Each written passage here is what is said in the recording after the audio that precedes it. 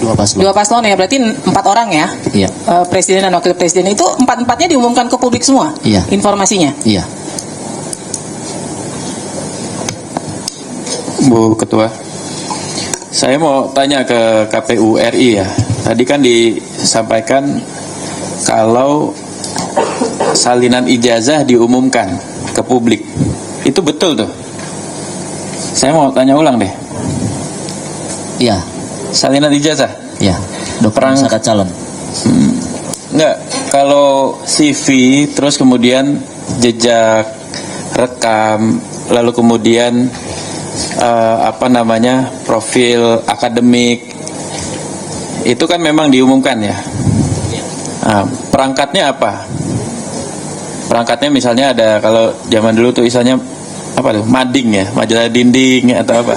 Kalau di ini apa namanya? Saya mau pakai istilahnya Bapak. Ya, di website KPU. Di website KPU? Iya. Termasuk salinan ijazah? Ya, seluruh dokumen syarat calon dalam konteks pencalonan ya. Ya, ini saya ulang lagi nih. Salinan ijazah itu tayang atau hanya kepada tim ses? Seingat kami tayang. Jangan seingat kami Pak, izin. Iya, tayang Pak. Tayang. Bisa dikasih lihat sekarang contohnya, bisa tim yang di belakang kasih lihat contoh tayangnya. Ini karena majelis tidak boleh punya interpretasi sendiri ya, tapi ini jadi fakta persidangan kalau memang ada keterangan seperti itu. Karena betul tadi, kalau misalnya salinan ijazah itu tayang di perangkat layanan informasi secara luas dan bukan terhadap tim ses gitu ya, kalau gitu ya selesai semua, kita nggak usah sidang, bahasanya gitu. By default secara empirik berarti itu sudah terbuka, atau ada yang terbatas ketika ada permintaan. Karena di kategori kita itu kan ada informasi publik tersedia setiap saat, dia hanya diberikan pada saat ada permintaan. Tapi kalau keterangan baru, saya bilang keterangan baru ya Bu Ketua ya, karena sebelumnya belum pernah ada nih keterangan dari KPU RI, DKI, Surakarta maupun dari UGM bahwa itu pernah ditayang secara berkala dalam kategori informasi publik berkala, berarti di website scan ijazah. Coba ini jadi hal penting nih. Saya kasih kesempatan karena majelis ingin itu betul-betul munculnya dari badan publik. Jangan sampai ada interpretasi yang muncul dari pihak termohon ataupun pemohon yang tidak terverifikasi gitu. Saya coba dibantu timnya. Saya mau majelis ingin lihat apa betul memang scan ijazah, salinan ijazah itu tayang khususnya untuk register ini, berarti Pak Joko Widodo. Izin. Iya, nggak apa-apa. Majelis izin. Ya. Di perkara sebelah kami juga sebagai termohon, jadi kami izin 1 orang untuk bisa keluar untuk mewakili UGM. Ibu, Silakan 1 orang ya. Ya, baik, terima kasih majelis.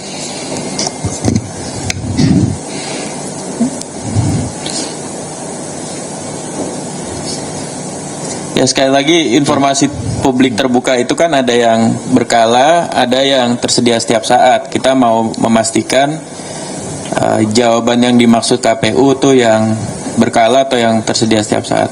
Boleh? Silakan Ya. Pak. Jadi berdasarkan pasal 11 ayat 3 Peraturan KPU nomor 22 tahun 2018, bahwa setelah KPU menerima dokumen syarat pencalonan, KPU mengumumkan dokumen yang telah diserahkan oleh bakal pasangan calon. Nah, ini untuk mendapat tanggapan masyarakat. Nah, memang sehingga nanti berkaitan dengan pasal 31 tadi, bahwa dalam hal terdapat tanggapan masyarakat terhadap dokumen yang sudah diumumkan, maka KPU melakukan klarifikasi kepada instansi berwenang. Nah, memang ada klausul di dalam daftar riwayat hidup bakal pasangan calon itu menyatakan bersedia atau tidak bersedia diumumkan. Nah, sehingga dalam konteks itu pasangan calon telah bersetujui atau bersedia dokumen syaratnya diumumkan.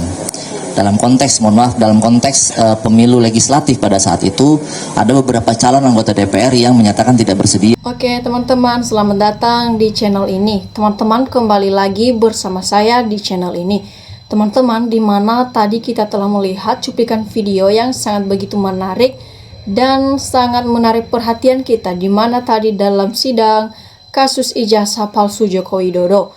Jadi teman-teman, di sini kita lihat bagaimana perkembangan kasus ijazah palsu Joko Widodo. Di sini kita lihat apa yang menjadi komentar dan tanggapan dari para netizen tentang cuplikan video tersebut. Di sini teman-teman, mereka menyampaikan di sini, tangkap saja Jokowi yang telah membohongi kami sebagai rakyat Indonesia. Ya, di sini teman-teman, kita lihat di komentar ini sekarang netizen, rakyat Indonesia, bahkan masyarakat Indonesia memberikan tanggapan ataupun komentar dan memberikan suatu syarat, ya. Silakan tangkap saja Jokowi katanya dan diadili karena mengapa telah membohongi seluruh rakyat Indonesia tentang permasalahan kasus ijazah palsu. Nah, kemudian teman-teman kita teruskan di sini disampaikan raja palsu, ijazahnya palsu, malu-maluin. Nah, kemudian teman-teman di sini disampaikan ya, jangan sampai anak cucu kita ditinggali kebohongan seperti ini. Jadi, dasar termuter jawabannya Mulyono pantas mendapat hukuman sebagai pembohong. Jadi, ternyata palsu harus dipenjara semua, yang terlibat pun harus dipenjara. Nah, di sini teman-teman sekarang netizen menyampaikan di sini dan memberikan tanggapan di sini ya. Ternyata palsu ya harus dipenjara. Semua yang terlibat pun harus dipenjara. Artinya siapapun yang terlibat dalam kasus ijazah palsu Jokowi ini, baik termul-termulnya ataupun ternak-ternaknya si Jokowi yang terlibat dalam kasus ini, katanya silakan untuk dipenjarakan ya. Sehingga negara kita ke depan tidak lagi menjadi amburadul ataupun tidak gaduh lagi. Karena mengapa? Karena ketika masalah ijazah ini telah selesai, maka negara kita akan menjadi lebih aman dan nyaman. Nah, kemudian teman-teman di sini disampaikan bahwa KPU dan KPUD perlu diproses hukum karena kurang berprofesional. Jadi sangat setuju kebohongan harus dibasmi ya.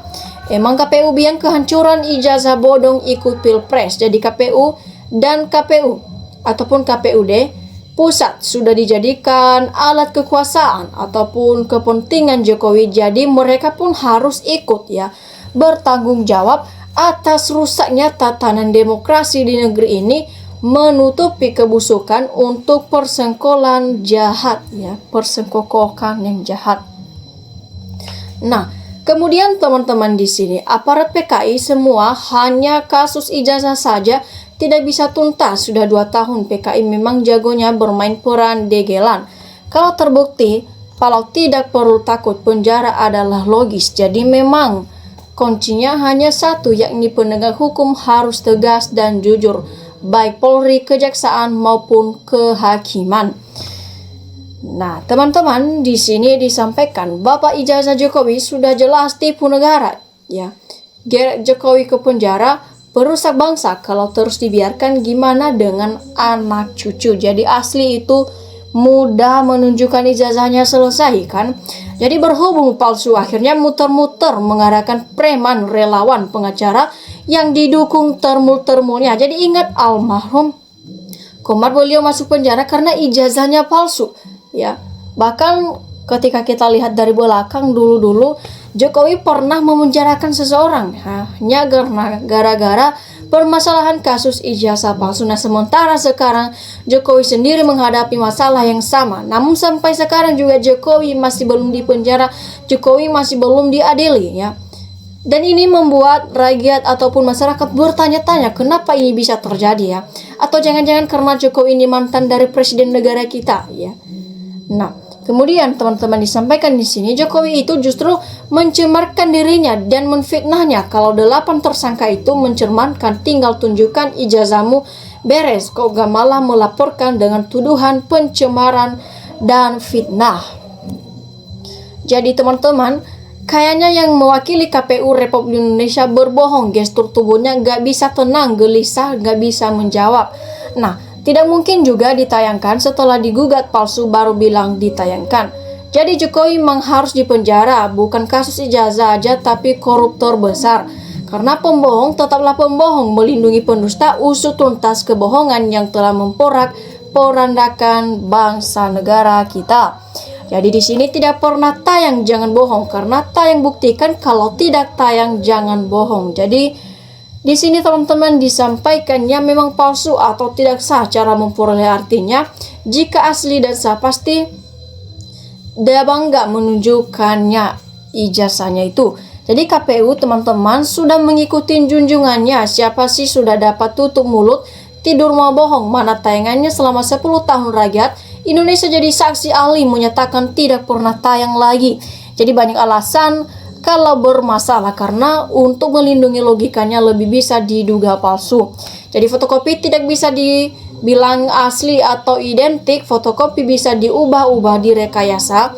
Makanya Jokowi itu ngelamar kerjanya hanya pakai fotokopi alias syarat palsu, karena wajib itu fotokopi diadili, sudah menipu bangsa dan negara Indonesia ini. Nah, kemudian semua yang terlibat kejahatan akan mendapatkan sanksi berat. Jadi Jokowi, KPUD, maka semua harus diproses di pengadilan internasional. Jadi jika hanya sekedar ijazah Jokowi saja, negara Indonesia tak mampu membuktikan asli atau palsu itu ya. Sama saja mempermalukan bangsa Indonesia. Maka serahkan saja ke pihak swasta. Saya yakin kurang dari 24 jam masalah itu pasti akan selesai.